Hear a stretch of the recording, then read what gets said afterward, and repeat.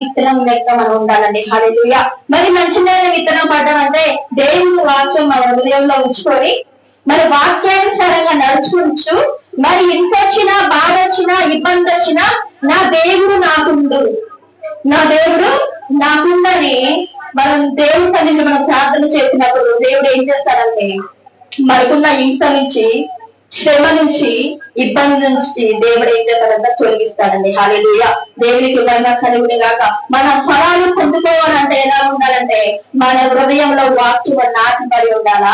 ఇంటున్న వారి లెక్క కాకుండా ఇన్నదాన్ని పాటించే వారి లెక్క ఉండాలండి. హల్లెలూయా. చాలా మంది విశ్వాసులు అయితే మందిరానికి వస్తారు, దేవుని వాక్యం వింటారు, కానీ వాక్యాంతరమైన జీవితం మాత్రం ఉండట్లేదండి. హల్లెలూయా. మందిరానికి వస్తున్నారు, పోతున్నాం ప్రార్థనకి, వింటున్నాం వాక్యం, పోయేది లోకానుసారమైంది. హల్లెలూయా. మరి అలా లోకానుసారమైన విషయాలు